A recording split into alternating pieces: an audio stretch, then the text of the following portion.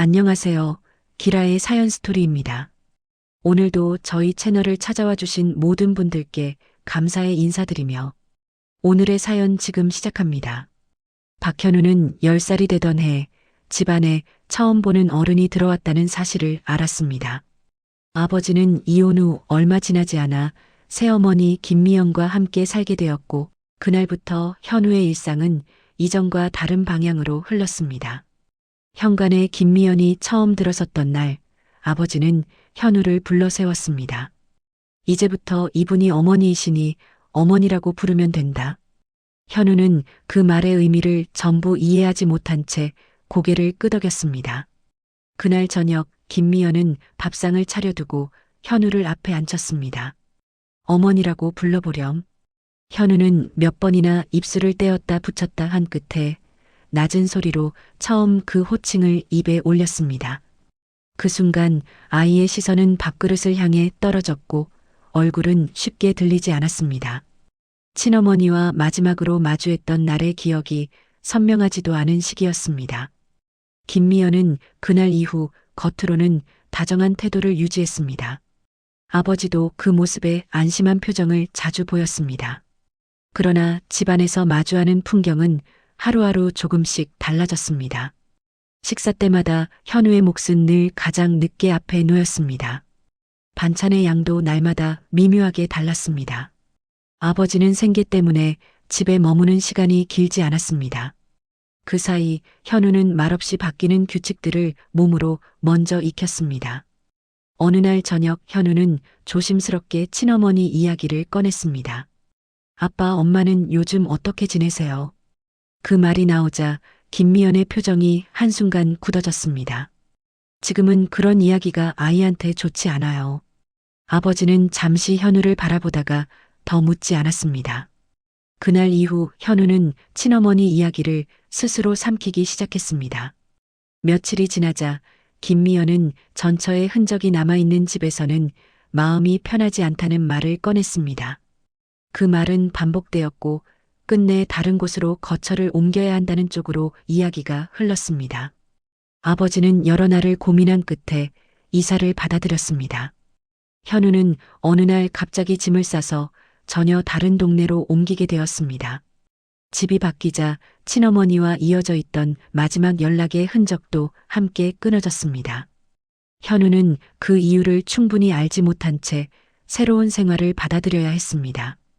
그 해부터 그는 겉으로는 김미연을 어머니라 불러야 하는 아이가 되었고 마음속에서는 다른 어머니의 얼굴을 혼자 떠올리며 살아가는 아이가 되었습니다. 그렇게 현우의 어린 시절에는 아무도 입 밖으로 말하지 않는 단절 하나가 조용히 자리 잡았습니다. 이사한 뒤 현우는 새 집안을 조심스럽게 살폈습니다.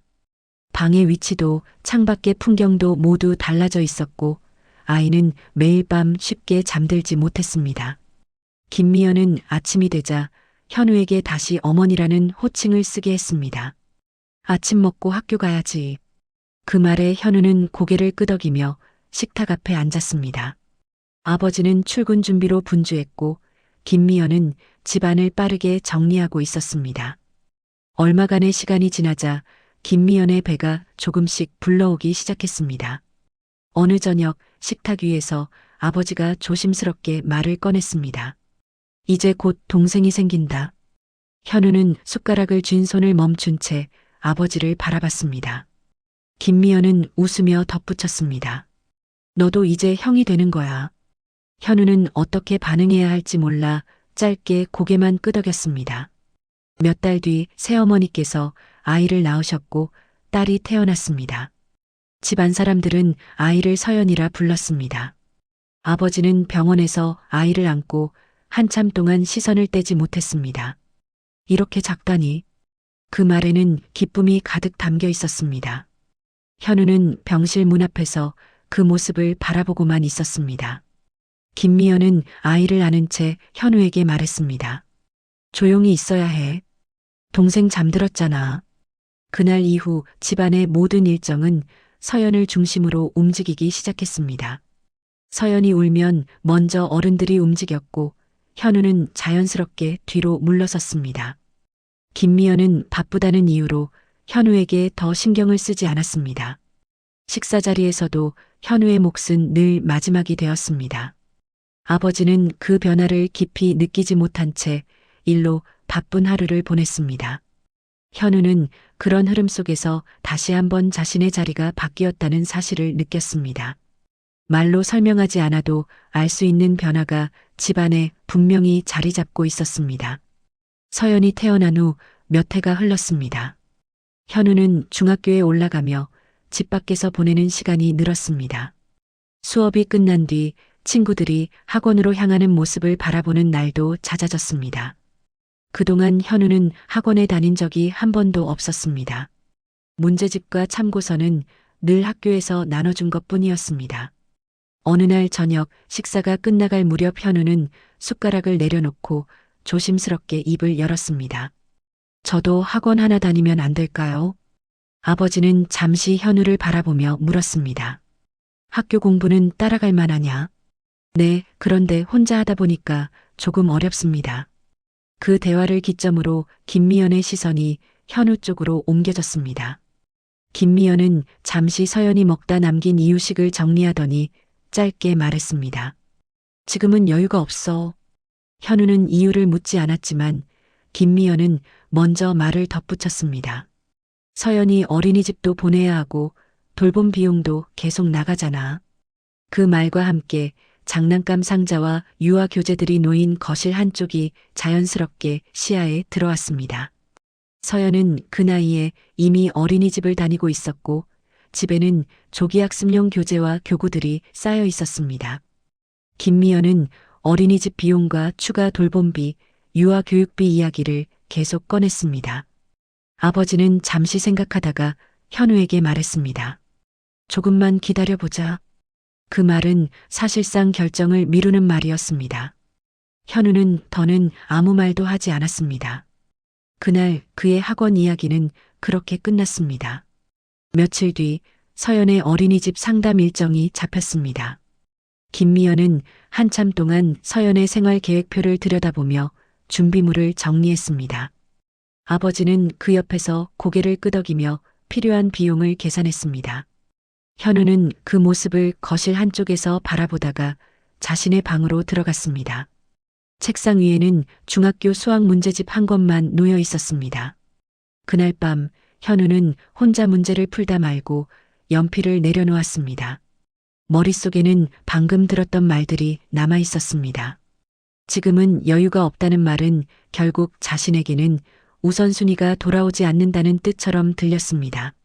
서연에게 들어가는 비용을 이해하지 못한 것은 아니었지만 그 모든 비용이 당연히 먼저 확보되고 자신의 것은 늘 뒤로 밀린다는 사실이 마음에 남았습니다. 그날 이후 현우는 다시는 돈이 필요한 이야기를 먼저 꺼내지 않았습니다. 부탁을 하느니 스스로 해결하는 쪽을 택했습니다. 학교에서는 더 묻지 않았고 집에서도 더 말하지 않았습니다. 그리고 그 선택은 이후의 현우를 하나의 방향으로 굳혀놓는 계기가 되었습니다. 중학교를 지나 고등학교에 올라가자 현우의 하루는 더 바빠졌습니다. 학교 수업이 끝난 뒤에도 곧바로 집으로 돌아오지 않고 도서관에 머무는 날이 많아졌습니다. 집에 들어가면 서연의 웃음소리와 장난감 소리가 먼저 들려왔기 때문이었습니다. 서연은 어느새 유치원에 다니게 되었고 김미연은 그 일정에 맞춰 하루를 운영했습니다. 아침마다 김미연은 서연의 등원 준비로 분주했습니다. 유치원 가방을 챙기고 간식을 준비하고 옷을 갈아입히는 일까지 모든 동선이 서연 중심으로 돌아갔습니다. 현우는 그 옆에서 혼자 교복을 챙겨 입고 조용히 신발을 신었습니다. 다녀오겠습니다. 그 인사는 대부분 허공으로 흘렀습니다. 어느 날 저녁 김미연은 식탁에서 유치원 발표회 이야기를 꺼냈습니다. 이번 주에 서연이 발표회가 있어요. 아버지는 숟가락을 내려놓고 고개를 끄덕였습니다. 그래, 시간 맞춰서 가보자. 현우는 그 옆에서 조용히 밥을 먹고 있었습니다. 그의 학교 행사 이야기는 그날도 나오지 않았습니다. 며칠 뒤 현우의 고등학교에서도 학부모 상담 일정이 잡혔습니다. 현우는 일정표를 들고 집으로 돌아왔습니다. 식탁 위에 종이를 내려놓고 조심스럽게 말했습니다. 이번 주에 학교에서 상담이 있습니다. 김미연은 잠시 일정표를 쳐다보다가 서연 쪽을 먼저 바라봤습니다. 그날은 서연이 병원 예약이 잡혀 있어.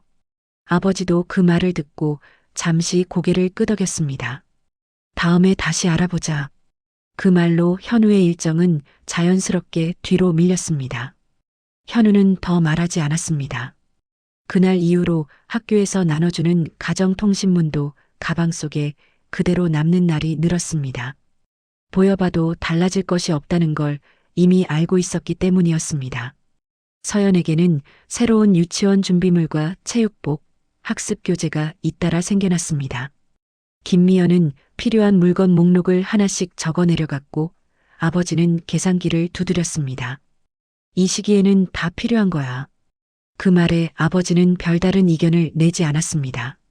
현우는 그 대화를 거실 한쪽에서 듣고 있다가 조용히 자기 방으로 들어갔습니다. 그날 밤 그는 책상 앞에 앉아 공책을 펼쳤습니다. 필요한 참고서 목록이 여백에 적혀 있었습니다. 그러나 그 종이를 들고 다시 식탁으로 나갈 생각은 들지 않았습니다. 몇 해 전 학원 이야기를 꺼냈던 날의 공기가 아직도 또렷하게 남아 있었기 때문이었습니다. 어느 주말 서연의 유치원 소풍 준비로 집안은 아침부터 분주했습니다. 김미연은 도시락 재료를 손질하며 연신 서연의 이름을 불렀습니다. 현우는 외출 준비를 하다 말고 거실을 한번 바라봤습니다. 아무도 그를 부르지 않았습니다. 그는 그대로 신발을 신고 문을 나섰습니다. 집을 나설 때마다 현우는 점점 더 오래 밖에 머무르기 시작했습니다. 돌아올 때면 집안은 서연의 일정과 이야기로 이미 하루를 다 채운 뒤였습니다. 현우의 하루는 그 이야기들 사이에 끼어들 자리를 찾지 못했습니다. 그 무렵 현우는 마음속으로 하나의 결론을 조용히 세우기 시작했습니다. 이 집에서 자신은 더 이상 중심이 될 수 없다는 사실, 그리고 그 사실은 앞으로도 쉽게 바뀌지 않으리라는 판단이었습니다. 그 판단은 아직 말이 되지 못한 채 높지 않은 곳에서 묵직하게 자리를 잡고 있었습니다. 그때까지도 현우는 아직 집을 나갈 준비를 하지 않았습니다. 다만 언젠가는 이 집을 떠나게 되리라는 예감만을 조용히 품고 있었습니다. 고등학교 마지막 해가 되자 현우의 생활은 더욱 단조로워졌습니다. 학교 수업이 끝나면 곧바로 도서관으로 향했고 밤이 되어 집으로 돌아오는 날이 이어졌습니다. 집안에서는 여전히 서연의 일정이 중심이었고 현우의 하루는 그 바깥에서 흘러갔습니다. 수능이 가까워질수록 현우는 집보다 책상 앞에 머무는 시간이 더 많아졌습니다. 어느 날 늦은 밤 현우가 들어오자 아버지가 거실에 앉아 있었습니다. 요즘 너무 무리하는 거 아니냐? 현우는 가방을 내려놓으며 짧게 답했습니다. 괜찮습니다. 아버지는 그 말에 더 묻지 않았습니다. 그날의 대화는 그 한마디로 끝났습니다.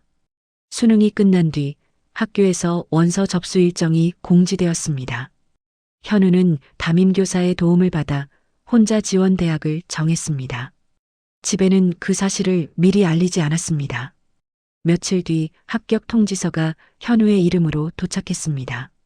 아버지는 봉투를 들고 현우의 방문 앞에 섰습니다. 됐다. 현우는 봉투를 받아들고 고개를 숙였습니다. 감사합니다. 김미연은 방문 너머에서 그 말을 듣고 지나가며 한마디 했습니다. 수고했네.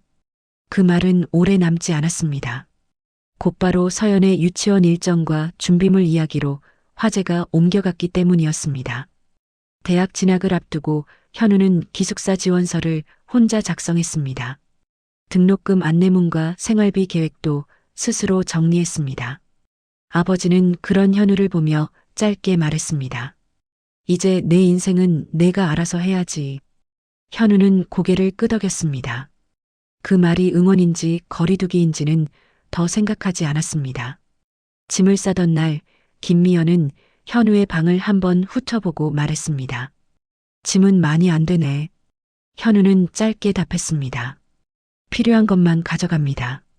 서연은 거실 바닥에 앉아 장난감을 만지작거리며 그 모습을 바라보고 있었습니다.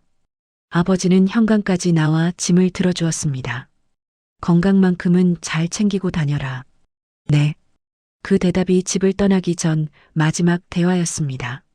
대학에 들어간 뒤 현우의 생활은 빠르게 자리를 잡았습니다. 수업과 아르바이트를 오가며 하루를 보냈고 집에 내려가는 일은 점점 줄어들었습니다. 김미연에게서 먼저 연락이 오는 일은 없었습니다. 아버지는 가끔 안부 전화를 걸어왔습니다. 잘 지내냐? 네, 잘 지내고 있습니다. 통화는 길지 않았습니다. 졸업이 다가올 무렵 현우는 첫 직장을 정했습니다. 합격 소식을 집에 알리자 아버지는 짧게 말했습니다. 수고했다. 김미연은 옆에서 별다른 말을 보태지 않았습니다. 서연은 그 대화가 무슨 뜻인지도 모른 채 다른 이야기를 꺼냈습니다. 직장 생활이 본격적으로 시작된 뒤 집으로 향하는 발걸음은 더 뜸해졌습니다. 그 사이 아버지의 건강이 좋지 않다는 말이 간간히 전해졌습니다. 김미연은 전화로 말했습니다. 큰일은 아니래. 현우는 그 말을 그대로 받아들였습니다. 몇 달 뒤 다시 걸려온 전화에서 김미연의 목소리는 이전보다 낮아져 있었습니다. 병원에 조금 더 있어야 한대. 현우는 그제야 휴가를 내고 병원으로 향했습니다. 병실에서 만난 아버지는 이전보다 훨씬 수척해져 있었습니다. 현우는 침대 곁에 서서 잠든 아버지를 오래 바라봤습니다. 김미연은 입술을 눌러 담은 채 말없이 창가에 서 있었습니다. 서연은 상황을 잘 모른 채 의자에 앉아 있었습니다. 현우는 조심스럽게 아버지를 불렀습니다. 아버지. 미약한 숨소리만이 돌아왔습니다. 그로부터 얼마 지나지 않아 아버지는 끝내 다시 눈을 뜨지 못했습니다. 현우는 아직 제대로 정리되지 않은 마음으로 장례 절차를 따라야 했습니다. 상실은 준비할 틈도 없이 그를 덮쳐왔습니다. 그날 이후 현우의 삶은 또 한 번 조용히 방향을 바꾸기 시작했습니다. 그리고 아직 아무도 모르는 또 다른 진실들이 그 뒤에서 이미 움직이고 있었습니다. 장례가 끝난 뒤 집에는 다시 고요가 내려앉았습니다. 조문객들이 모두 돌아가고 나자 집안에는 김미연과 서연 그리고 현우만 남았습니다. 검은 옷을 벗기도 전에 김미연은 서랍에서 서류 봉투를 꺼내 식탁 위에 올려놓았습니다. 정리할 건 정리해야지. 그 말은 위로가 아니라 절차의 시작처럼 들렸습니다. 며칠 뒤 세 사람은 함께 법무사 사무실을 찾았습니다. 아버지가 남긴 재산과 채무, 보험과 예금에 대한 설명이 차례로 이어졌습니다. 현우는 조용히 서류를 넘기는 법무사의 손만 바라보고 있었습니다. 김미연은 고개를 끄덕이며 필요한 곳에 빠르게 도장을 찍었습니다. 서연은 어른들의 대화를 제대로 이해하지 못한 채 의자에 앉아 있었습니다. 설명이 끝나갈 무렵 현우는 조심스럽게 물었습니다. 제 앞으로 남겨진 건 어떤 게 있습니까? 법무사는 서류를 다시 확인한 뒤 짧게 답했습니다. 현재로서는 별도로 지정된 것은 거의 없습니다. 그 말에 현우는 아무 대답도 하지 못했습니다. 김미연은 그 말을 자연스럽게 받아들이는 듯 보였습니다. 그동안 집에서 키워준 것도 다 재산이지. 그 말이 정리처럼 흘러나왔습니다. 아버지 명의의 예금과 보험 수익자는 대부분 김미연으로 되어 있었고 일부는 서연 앞으로 지정되어 있었습니다. 현우의 이름은 몇 장의 서류에서도 쉽게 찾아볼 수 없었습니다. 법무사는 조심스럽게 덧붙였습니다. 유언장은 따로 없는 상태입니다. 사무실을 나오며 김미연은 핸드백 끈을 고쳐 잡았습니다. 괜한 기대는 안 하는 게 서로 편하다. 그 말은 충고처럼 들렸지만 사실상 통보였습니다. 현우는 그 말을 듣고도 겉으로는 별다른 반응을 보이지 않았습니다. 이미 오래전부터 이 집에서 무엇을 기대하지 않는 법에 익숙해져 있었기 때문이었습니다. 집으로 돌아오는 차 안에서 서연이 먼저 입을 열었습니다. 오빠는 앞으로 어디서 살 거야? 현우는 앞을 바라본 채 답했습니다. 회사 근처에서 지낼 생각이다. 김미연은 그 대화를 들으며 짧게 말했습니다. 그게 서로 편하겠지. 그날 이후 현우는 집에 머무는 시간을 더 줄였습니다. 아버지가 떠난 집은 이미 이전과는 전혀 다른 공간처럼 느껴졌습니다. 그 안에는 그의 자리를 증명해 줄 만한 것이 거의 남아있지 않았습니다. 재산에서도 말 속에서도 서류 위에서도 그는 늘 가장 끝에 적힌 이름이었습니다. 현우는 그 사실을 조용히 받아들였습니다. 그리고 동시에 마음 한편에서는 아버지의 죽음과 함께 또 하나의 단절이 끝이 난 듯한 느낌이 서서히 자리 잡고 있었습니다. 그러나 그는 아직 알지 못했습니다. 이 단절이 끝이 아니라 오히려 모든 진실이 드러나기 위한 시작이 될 것이라는 사실을. 법무사 사무실에서 나온 뒤 현우의 머릿속에서는 오래된 말들이 계속 맴돌았습니다. 그 사람은 너를 버렸다. 양육비는 한 번도 안 보냈다. 김미연이 수없이 반복해 온 말이었습니다. 현우는 그 말을 단 한 번도 직접 확인해 본 적이 없다는 사실이 뒤늦게 마음에 남았습니다. 며칠을 더 고민하던 끝에 현우는 퇴근 후마다 휴대전화를 붙잡고 밤을 보냈습니다. 이름, 나이, 예전에 들었던 단서들을 하나씩 떠올리며 온갖 SNS를 뒤졌습니다. 몇 날 며칠이 지나서야 낯설지 않은 얼굴 하나가 눈에 들어왔습니다. 중년 남자의 프로필 사진을 바라보는 순간 설명하기 어려운 확신이 들었습니다. 외삼촌일지도 모르겠다. 현우는 한참을 망설이다가 그 계정에 연결된 번호로 전화를 걸었습니다. 신호음이 2번 울린 뒤 통화가 연결되었습니다. 여보세요? 현우는 숨을 한 번 고른 뒤 또렷하게 말했습니다. 저 실례합니다. 혹시 이정수 씨 되십니까? 저는 박현우라고 합니다. 제 외삼촌이신지요? 수화기 넘어가 잠시 조용해졌습니다. 이내 낮고 떨리는 목소리가 들려왔습니다. 현우? 그리고 곧바로 이어졌습니다. 현우라고? 정말 현우 너 맞니? 그래, 외삼촌 맞다. 목소리에는 놀람과 반가움이 동시에 실려 있었습니다. 어떻게 지냈니? 연락이 뚝 끊겨버려서 걱정했었다. 잘 지냈니? 그 말에 현우의 가슴이 순간 굳었습니다. 처음으로 걱정했다는 말을 듣는 순간이었기 때문이었습니다. 네, 잘 지냈습니다. 잠시 안부가 오간 뒤 현우는 조심스럽게 본론을 꺼냈습니다. 혹시 제 어머니 연락처를 알 수 있을까요? 수화기 너머의 숨소리가 잠시 멎었습니다. 이제야 찾는 거구나. 그리고 낮아진 목소리가 이어졌습니다. 어머니 건강히 잘 계신다. 현우는 그 말을 듣는 순간 손에 힘이 들어갔습니다. 연락처를 알려주시면 감사하겠습니다. 잠시 뒤 휴대전화로 하나의 번호가 전송되었습니다. 현우는 그 번호를 오래 바라보다가 다시 통화 버튼을 눌렀습니다. 신호음이 2번 울린 뒤 전화가 연결되었습니다. 여보세요. 조심스러운 여성의 목소리가 들렸습니다. 현우는 몇 초 동안 아무 말도 하지 못하다가 어렵게 입을 열었습니다. 저는 박현우입니다. 수화기 너머에서 숨이 멎는 듯한 기척이 전해졌습니다. 현우? 정말 내 아들 현우 맞니?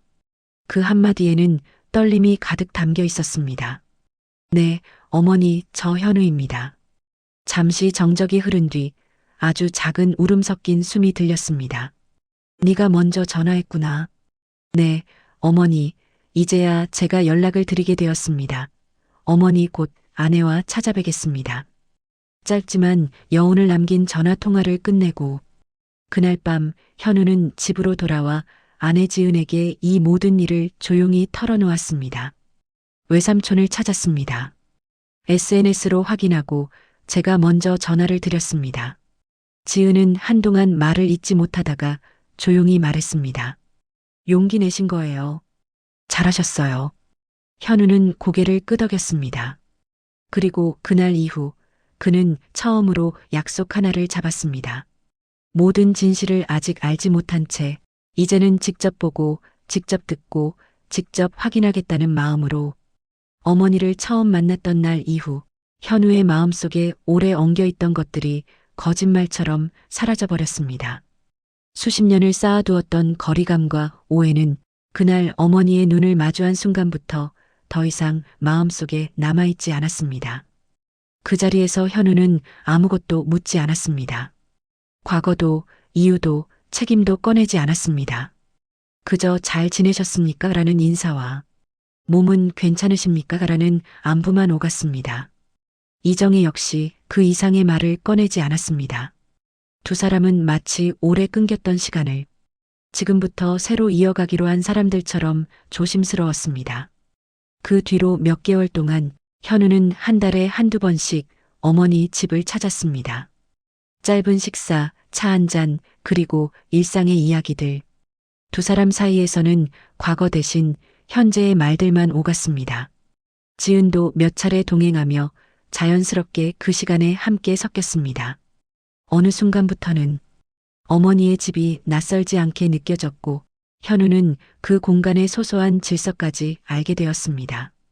항상 같은 자리에 놓여 있는 물컵, 창가에서 자라는 작은 화분, 오래된 식탁 위에 남아있는 차 자국들까지 그 모든 것이 말없이 이어진 시간의 흔적처럼 느껴졌습니다. 그날도 특별한 날은 아니었습니다. 세 사람은 평소처럼 어머니 집에서 점심을 함께 먹었습니다. 식사가 끝난 뒤 지은이 말했습니다. 어머님, 오늘은 집 정리 조금 도와드리겠습니다. 이정희는 잠시 망설이다가 고개를 끄덕였습니다. 그럼 안방 서랍만 조금 정리해 줄래? 지은은 안방으로 들어가 서랍을 하나씩 정리했고 현우는 거실 수납장을 치우고 있었습니다. 잠시 뒤 안쪽에서 지은의 목소리가 낮게 불려왔습니다. 여보, 와서 이것 좀 보세요. 현우는 방으로 들어갔습니다. 지은의 손에는 낡은 공책 하나가 들려 있었습니다. 표지는 빛이 많이 발해 있었고 모서리는 여러 번 접혔다 펴진 흔적이 그대로 남아 있었습니다. 현우는 공책을 받아들고 조심스럽게 첫 장을 넘겼습니다. 그 안에는 날짜와 함께 짧은 글들이 적혀 있었습니다. 일기처럼 하루하루의 기록처럼 이어진 글씨였습니다. 오늘도 현우 몫을 보냈다. 잘 도착했을까? 그 아이가 혹시라도 굶지는 않을지 오늘도 그 얼굴이 떠나질 않는다. 현우의 손이 미세하게 떨렸습니다. 다음 장, 그 다음 장에도 비슷한 글들이 이어지고 있었습니다. 이번 달도 빠뜨리지 않고 보냈다. 혹시라도 그 아이가 나를 원망하지는 않을까? 아버지 통장으로 정확히 들어갔다는 확인을 받았다. 그래도 마음은 놓이지 않는다. 현우는 아무 말도 하지 못한 채 한 장 한 장을 넘기며 그 기록을 읽어 내려갔습니다. 그 글들 속에는 자신이 알지 못했던 세월이 고스란히 담겨 있었습니다. 그때 이정희가 조용히 방 안으로 들어왔습니다.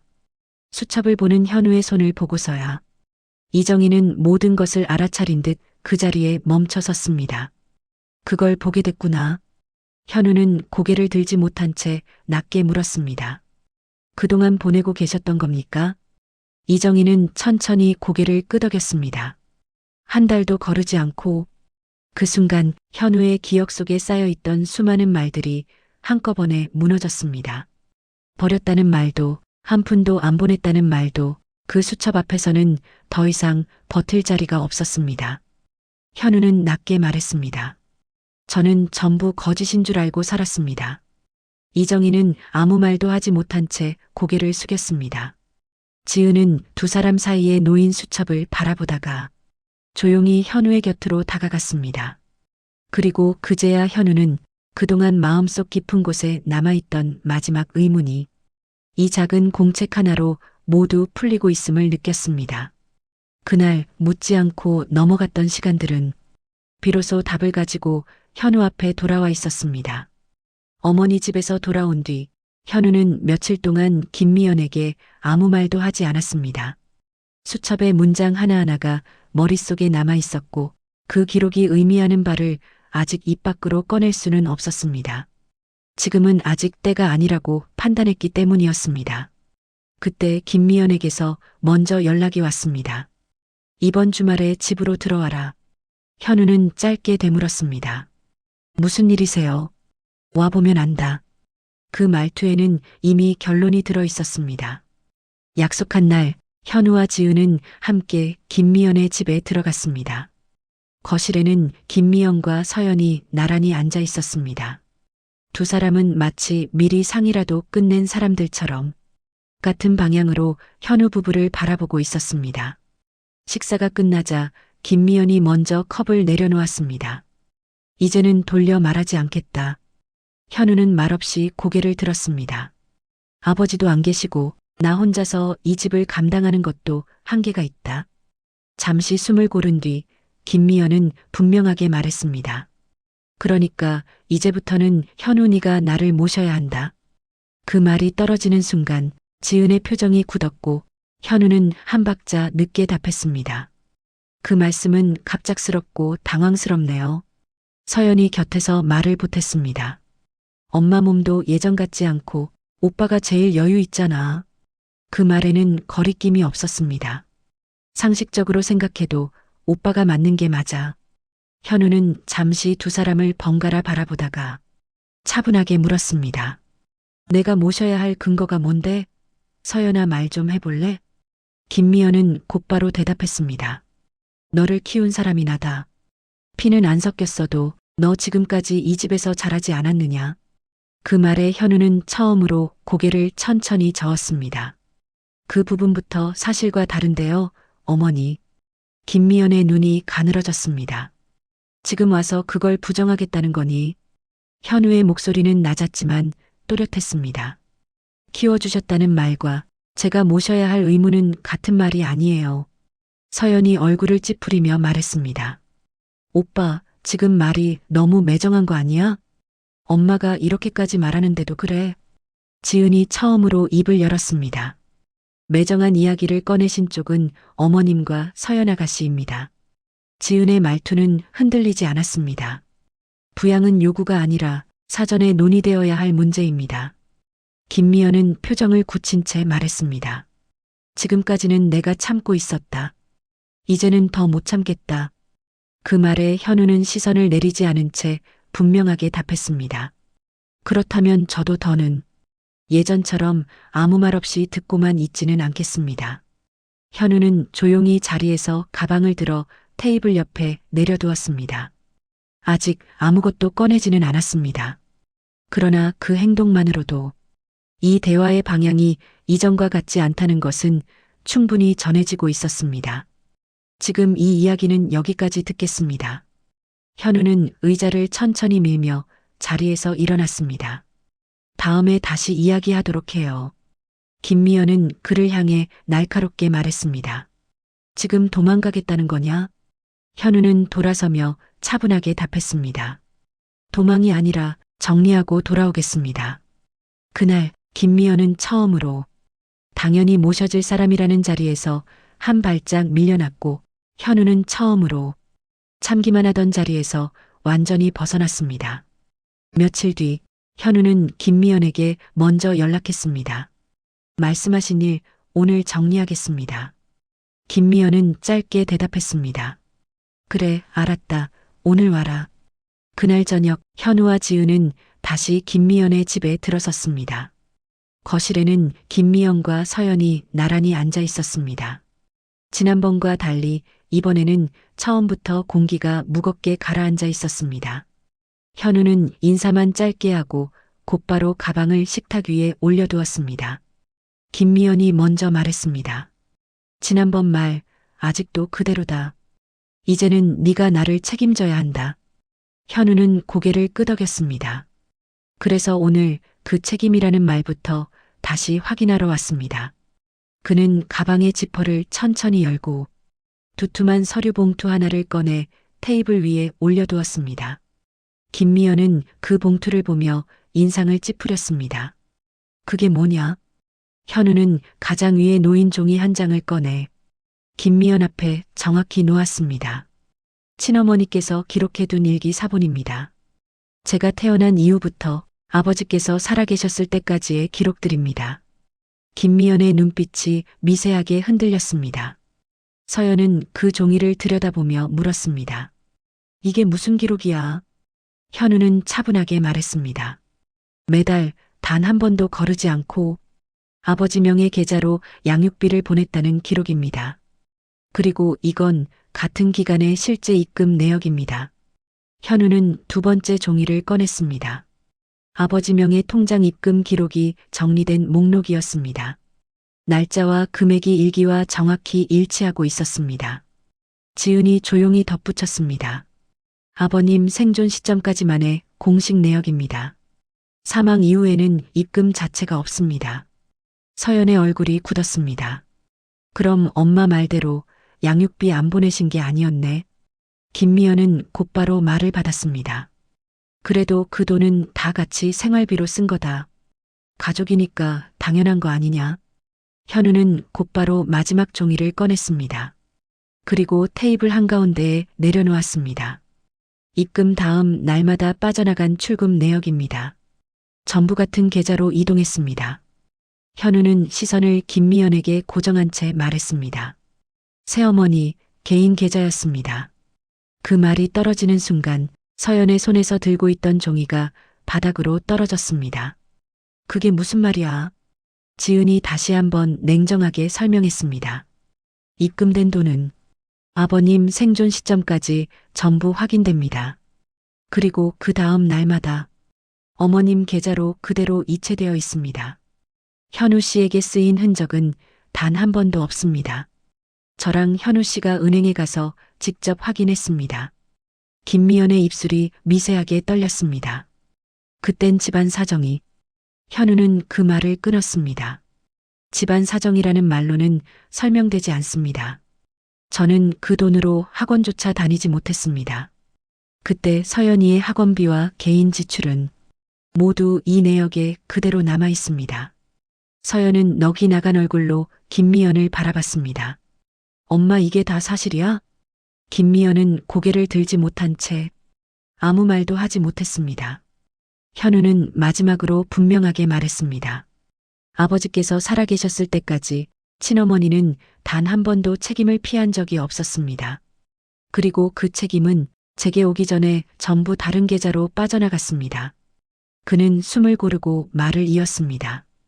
이런 일이 있었는데도 제가 새어머니를 모셔야 할 이유가 지금도 존재합니까? 김미연은 끝내 대답하지 못했습니다. 서연은 그 자리에 서서 손으로 입을 막고 있었고 지은은 현우 곁에서 흔들림 없는 눈빛으로 두 사람을 바라보고 있었습니다. 그날 부양이라는 말로 포장되던 요구는 숫자와 기록 앞에서 완전히 무너졌습니다. 그리고 김미연은 처음으로 도망칠 수 없는 과거와 정면으로 마주하게 되었습니다. 식탁 위에 서류들이 그대로 놓인 채로 시간이 조금 흘렀습니다. 아무도 먼저 말을 꺼내지 못한 채 김미연은 테이블만 바라보고 있었고 서연은 굳은 얼굴로 서 있었습니다. 가장 먼저 입을 연 쪽은 김미연이었습니다. 네 아버지가 다 알고 있었던 일이다. 현우는 그 말을 조용히 받아쳤습니다. 알고 계셨다면 지금 이렇게까지 되지 않았을 겁니다. 김미연의 목소리가 점점 높아졌습니다. 내가 혼자서 집안을 꾸려가느라 어쩔 수 없었다. 모자란 건 그때 형편이 안 됐기 때문이다. 현우는 한 장의 서류를 다시 집어들었습니다. 그 시기에 서연이의 학원비와 개인 지출이 가장 많이 늘어났습니다. 형편이 안 됐다는 말과는 다릅니다. 김미연은 말이 막히자 곧바로 방향을 틀었습니다. 그럼 뭐 어쩌라는 거니? 지금 와서 그 돈을 다 내놓으라는 거냐? 현우의 표정은 변하지 않았습니다. 지금은 보상 이야기를 하러 온 것이 아닙니다. 부양 이야기를 꺼내셨기 때문에 그 전제가 무엇인지 바로잡으러 왔을 뿐입니다. 그 말에 서연이 급히 끼어들었습니다. 오빠, 이건 엄마한테 너무 가혹해. 그때는 나도 어렸고 다 엄마가 알아서 한 일이었어. 현우는 서연을 바라보며 단호하게 말했습니다. 서연아, 이건 나이와 무관해. 혜택을 누렸다는 사실과 책임의 방향은 분리되지 않아. 서연의 얼굴이 붉어졌습니다. 그럼 오빠는 지금 엄마를 거리로 내몰겠다는 거야. 지은이 처음으로 또렷하게 말을 받았습니다. 아무도 거리로 내몰겠다는 말을 하지 않았어요. 다만 책임을 요구하신 쪽에서 사실을 외면한 채 요구만 할 수는 없다는 뜻입니다. 김미연은 두 손으로 이마를 짚으며 말했습니다. 지금은 내가 더 약자다. 몸도 예전 같지 않고 혼자 살기도 버겁다. 현우는 그 말을 곧바로 묻어두지 않았습니다. 그 상황은 이해합니다. 그러나 이해와 의무는 같은 말이 아닙니다. 김미연의 눈에 분노가 어렸습니다. 그래서 결론이 뭐냐? 나를 모실 생각이 있다는 거냐, 없다는 거냐? 현우는 한치의 흔들림도 없이 답했습니다. 없습니다. 그 한마디에 걸려있던 공기가 완전히 무너졌습니다. 서연은 숨을 크게 들이마셨고 김미연은 믿기지 않는다는 얼굴로 현우를 바라봤습니다. 내가 정말 그렇게까지 하겠다는 거냐? 현우는 차분하게 되받았습니다. 이미 하신 일을 기준으로 결정했습니다. 김미연의 목소리는 떨리기 시작했습니다. 그럼 나는 이제 누구에게 기대서 살아야 하니? 현우는 잠시 침묵하다가 분명하게 말했습니다. 그 질문에 대한 답은 적어도 저에게서 나올 수는 없습니다. 서연은 얼굴을 찌푸리며 말했습니다. 오빠는 너무 계산적이야. 현우는 조용히 서류를 다시 봉투 안에 넣었습니다. 계산이 아니라 정리야. 그리고 마지막으로 분명히 덧붙였습니다. 오늘부로 새어머니와 저는 부양에 관해 더 이상 논의하지 마세요. 다시 같은 이야기를 꺼내셔도 대답은 바뀌지 않을 겁니다. 그는 지은을 바라봤습니다. 지은은 고개를 끄덕였습니다. 현우는 자리에서 일어나며 말했습니다. 이 대화에서 더 이상 나올 말은 없는 것 같네요. 문을 나서기 직전 김미연의 떨리는 목소리가 등 뒤에서 들려왔습니다. 꼭 이렇게까지 해야 했니? 현우는 돌아보지 않은 채 답했습니다. 이미 오래전에 그렇게 하셨기 때문입니다. 문이 닫히는 소리와 함께 김미연과 서연은 그대로 거실에 남겨졌습니다. 그리고 그 순간부터 두 사람의 관계와 미래는 이전과는 전혀 다른 방향으로 흘러가게 되었습니다. 김미연과 서연이 사람들 앞에서 말을 꺼내기 전 이미 현우와 지은은 먼저 친척들을 찾아가 있었습니다. 아버지 장례 이후 곧바로 만나지는 않았지만 부양 이야기가 나오기 시작한 뒤 두 사람은 더 이상 늦출 수 없다고 판단했기 때문이었습니다. 조용한 자리에서 현우는 모든 기록을 꺼내 보였습니다. 일기 형식으로 남겨진 수첩 사본, 아버지 생존 시점까지의 공식 입금 내역, 그리고 김미연 개인 계좌로 빠져나간 출금 기록까지. 지은은 그 옆에서 하나하나 설명을 덧붙였습니다. 친척들은 처음에는 믿기 어려운 표정이었습니다. 그러나 숫자와 날짜가 이어진 기록 앞에서 더 이상 말을 잇지 못했습니다. 그날 이후 친척들 사이에서 이 일은 이미 다 알고 있는 사실이 되어 있었습니다. 그 사실을 모른 채 며칠 뒤 김미연은 친척들을 불러 한자리를 마련했습니다. 서연도 그 자리에 함께 앉아 있었습니다. 김미연은 그날도 똑같은 말로 입을 열었습니다. 내가 키운 아들이 나를 외면한다. 아버지 돌아가시고 나니까 사람 취급도 하지 않는다. 몸도 안 좋은데 모시려고도 안 하고 병원에 데려가지도 않는다. 서연도 익숙한 말투로 거들었습니다. 오빠가 갑자기 사람이 너무 달라졌어요. 엄마가 얼마나 고생했는데요. 잠시 침묵이 흐른 뒤 가장 연장자인 친척이 천천히 입을 열었습니다. 서연 엄마, 이미 얘기 들었습니다. 김미연은 순간 말을 멈췄다가 되물었습니다. 무슨 말씀이세요? 친척은 흔들림 없는 목소리로 이어갔습니다.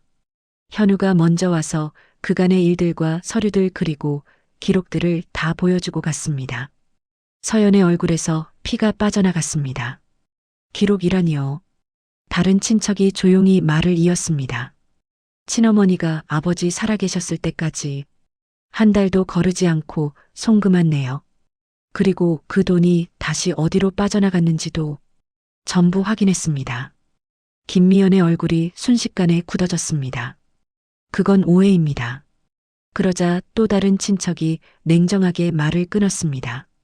오해라면 왜 서연 엄마 개인 계좌로 이체가 되었는지부터 설명하셔야겠지요. 서연은 더 이상 말을 잇지 못한 채 김미연을 바라보기만 했습니다. 엄마 정말이야? 김미연은 잠시 고개를 떨군 채 침묵하다가 작게 말했습니다. 그땐 집안을 유지해야 했습니다. 그 말이 끝나자 처음 말을 꺼냈던 친척이 단호하게 말했습니다. 집안 사정과 아이 몫을 건드린 일은 같은 문제가 아닙니다. 그리고 그런 일이 있었는데도 지금 와서 부양을 요구하셨다면 그건 요구가 아니라 강요입니다. 서연은 입술을 깨물며 아무 말도 하지 못했고 김미연은 더 이상 피해자인 척 말할 수 없게 되었습니다. 그날 이후 김미연이 퍼뜨리려 했던 말들은 단 한 줄도 그대로 남지 않았습니다. 대신 친척들 사이에서는 이런 말이 오가기 시작했습니다. 이미 다 밝혀진 일이다. 이제 와서 거짓말을 보태도 소용이 없다. 김미연은 그날 이후로 친척들 앞에서 더 이상 피해자라는 말을 입에 올릴 수 없게 되었습니다. 서연 역시 고개를 들고 오빠 이야기를 꺼내지 못하게 되었습니다. 그 모든 상황은 현우와 지은이 먼저 진실을 선택한 결과로 조용하지만 확실하게 굳어지고 있었습니다. 친척들 사이에서 모든 일들이 알려진 이후 김미연은 더 이상 밖에서는 아무 말도 하지 못하는 사람이 되어 있었습니다.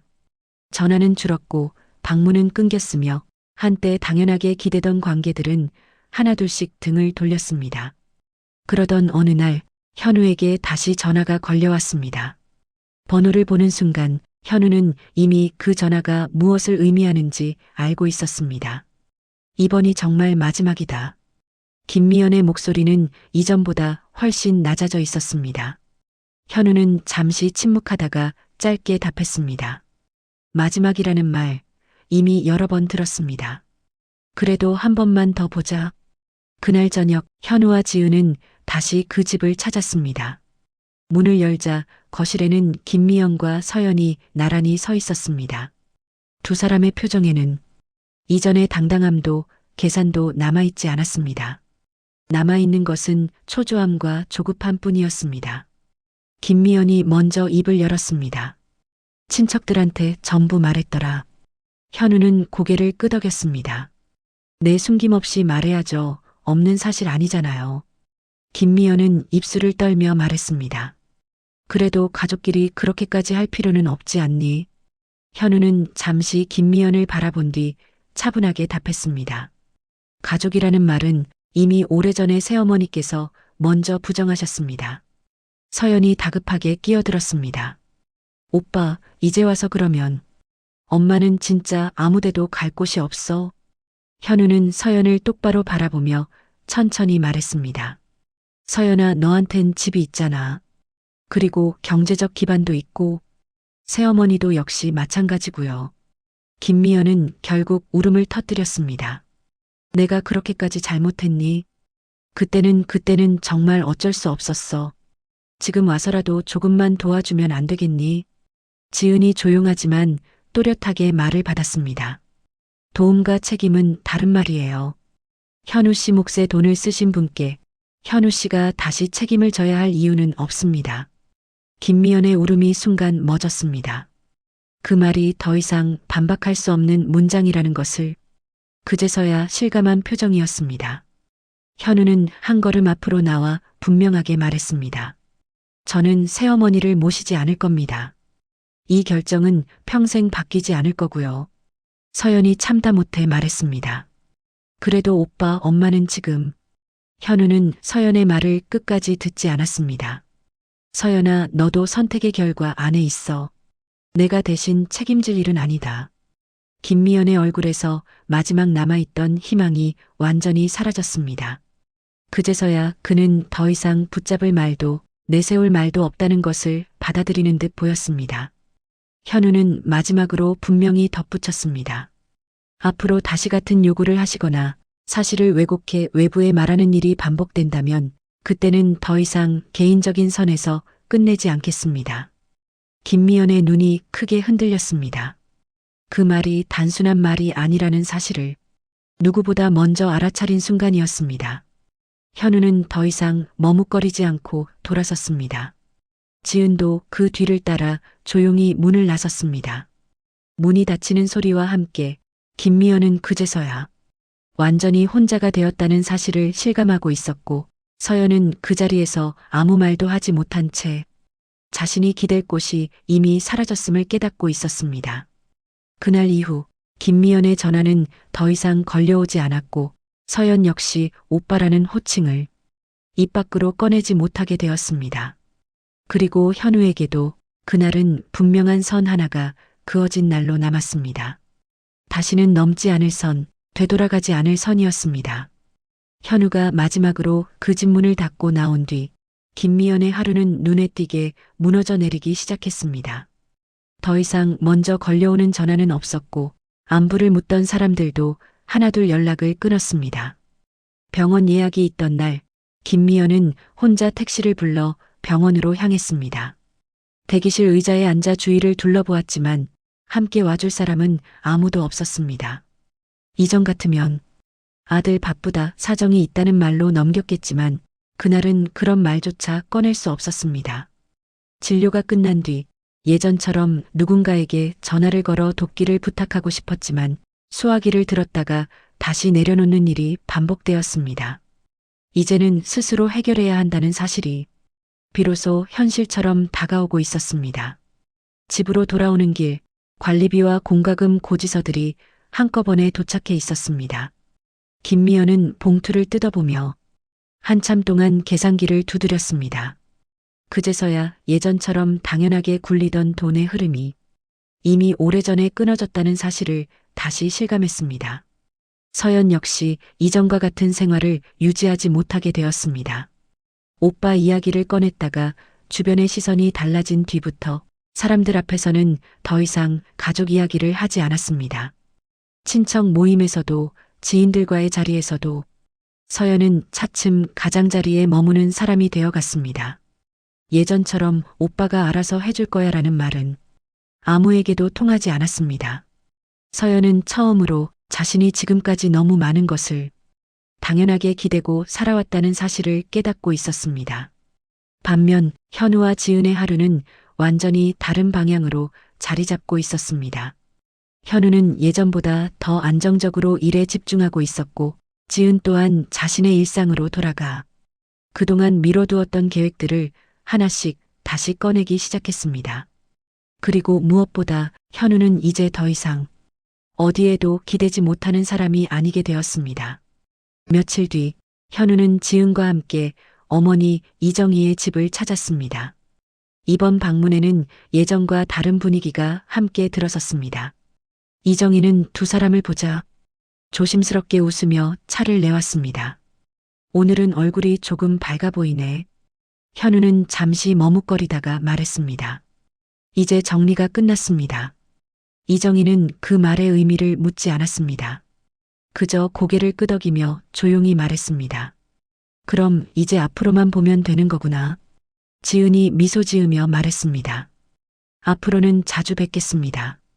이정희는 그 말에 잠시 눈시울을 붉혔다가 고개를 끄덕였습니다. 그날 세 사람은 처음으로 과거 이야기가 아닌 앞으로의 이야기를 나눴습니다. 큰 계획도 거창한 약속도 아니었습니다. 다만 서로의 일정과 안부, 다음에 또 언제 만날지에 대한 이야기뿐이었습니다. 그러나 그 평범한 대화가 현우에게는 그 어떤 말보다도 단단한 안정처럼 느껴졌습니다. 같은 시간 김미연의 집에는 불이 늦게까지 켜져 있었습니다. 서연은 방 안에 혼자 앉아 있었고 김미연은 거실에서 말없이 텔레비전만 바라보고 있었습니다. 두 사람 사이에는 더 이상 예전처럼 누군가를 원망할 여유조차 남아있지 않았습니다. 그날을 기점으로 김미연과 서연의 시간은 이전과는 전혀 다른 속도로 흘러가기 시작했고 현우와 지은 그리고 이정희의 시간은 조용하지만 분명하게 새 방향으로 정착해 가고 있었습니다. 그리고 그 변화는 누군가를 끌어내린 선택이 아니라 각자가 스스로 만든 선택의 결과로 조용히 굳어지고 있었습니다. 계절이 한 차례 바뀌고 나서야 현우는 비로소 숨을 깊게 들이마실 수 있게 되었습니다. 밤마다 반복되던 가족에 대한 생각도 이제는 더 이상 정답을 찾으려 애쓰지 않아도 되었습니다. 이미 모든 결정은 끝났기 때문이었습니다. 어느 주말 아침 현우와 지은은 장을 본 뒤 이정희의 집으로 향했습니다. 예전처럼 조심스러운 발걸음이 아니라 익숙한 발걸음으로 현관을 들어섰습니다. 왔니? 이정희는 문을 열자마자 두 사람을 바라보며 웃었습니다. 현우는 그 얼굴을 한참 바라보다가 답했습니다. 예, 어머니. 그 한마디는 더 이상 어색하지 않았습니다. 지은은 자연스럽게 신발을 정리하고 부엌으로 들어가 장바구니를 풀기 시작했습니다. 이정희는 그 모습이 고마운 듯 말없이 차를 끓이고 있었습니다. 점심 식탁에는 세 사람이 함께 준비한 음식이 올랐습니다. 특별한 날도 기념일도 아니었습니다. 그저 함께 먹는 평범한 식사였습니다. 그러나 현우에게는 그 어떤 날보다도 가장 조용하고 단단한 시간으로 느껴졌습니다. 식사를 마친 뒤 현우는 이정의 곁에 앉아 조심스럽게 말을 꺼냈습니다. 앞으로 어머니 병원 다니실 때는 저희가 같이 다니겠습니다. 이정희는 그 말을 듣고 잠시 아무 말이 없었습니다. 그리고 한참 뒤 부드럽게 고개를 저었습니다. 괜히 너희한테 짐 지우고 싶지는 않다.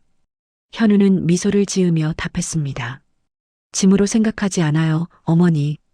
제가 원해서 하는 일입니다. 그 말에 이정희의 눈가가 조용히 붉어졌습니다. 지은은 그 모습을 보고 말없이 손수건을 건넸습니다. 세 사람 사이에는 더 이상 설명이 필요 없는 온기가 흐르고 있었습니다. 그날 저녁 현우와 지은이 집으로 돌아온 뒤 현우의 휴대전화에 부재중 전화 한 통이 남아 있었습니다. 김미연의 번호였습니다. 현우는 화면을 잠시 바라보다가 아무 말 없이 전원을 껐습니다. 되돌리지 않았고 확인하지도 않았습니다. 그날 이후로도 김미연의 전화는 몇 차례 더 남았지만 현우는 단 한 번도 응답하지 않았습니다. 그 전화들은 결국 부재중 기록 속에서만 조용히 쌓여갔습니다. 서연 역시 더 이상 연락하지 않았습니다. 언젠가 우연히 마주친 지인의 입을 통해 요즘은 예전 같지 않다는 소식만 전해질 뿐이었습니다. 현우는 그 말에 아무 대답도 하지 않았습니다. 이제는 묻지도 확인하지도 않을 일이 되었기 때문이었습니다. 몇 달 뒤 현우는 어머니 이정희와 함께 병원을 다녀왔습니다. 진료가 끝난 후 이정희는 조용히 말했습니다. 너를 이렇게 앉혀두고 같이 병원에 다니게 될 줄은 몰랐다. 현우는 잠시 웃었다가 답했습니다. 저도 몰랐습니다. 그래도 지금은 늦지 않아서 다행입니다. 이정희는 고개를 끄덕이며 말했습니다. 그래도 내 인생은 내가 먼저 살아야 한다. 현우는 그 말에 조용히 답했습니다. 알고 있습니다. 그래도 곁에 있다는 것과 내 삶을 사는 건 다르지 않습니다. 그날 저녁 현우와 지은은 손을 맞잡고 집으로 돌아왔습니다. 도시는 예전과 다르지 않은 불빛으로 가득했지만 현우의 마음속 풍경은 완전히 달라져 있었습니다. 이제 그는 더 이상 모셔야 할 사람을 강요당하지 않았고 죄책감으로 묶인 가족도 아니었습니다. 그는 스스로 선택했고 그 선택의 끝에는 억지로 떠맡은 관계가 아니라 서로가 원해서 붙잡은 관계만이 남아 있었습니다. 그리고 그날 이후 현우의 하루는 더 이상 과거를 증명하기 위해 쓰이지 않았습니다. 대신 지금을 지키고 앞으로를 살아가기 위해 쓰이고 있었습니다. 모실 사람은 이미 정해져 있었습니다. 피를 나눈 사람이 아니라 서로의 시간을 존중하는 사람. 그 선택이 틀렸다고 말할 사람은 이제 아무도 남아있지 않았습니다. 모든 관계가 이름으로만 이어지는 것은 아니었습니다. 피로 묶인 인연보다 서로의 시간을 지켜주는 선택이 더 큰 가족이 되기도 했습니다. 현우는 더 이상 의무로 사람을 모시지 않았고 죄책감으로 관계를 붙잡지도 않았습니다. 그는 스스로 선택했고 그 선택의 끝에는 억지로 이어진 가족이 아닌 서로를 존중하는 진짜 가족이 남아 있었습니다. 모실 사람은 처음부터 이미 정해져 있었던 것이 아니라 사랑으로 다시 선택된 사람이었습니다. 지금까지 사연을 모두 전해드렸습니다. 끝까지 시청해 주셔서 진심으로 감사합니다. 이 사연 여러분은 어떻게 보셨나요? 현우의 선택에 공감하셨는지 여러분의 생각을 댓글로 남겨주세요.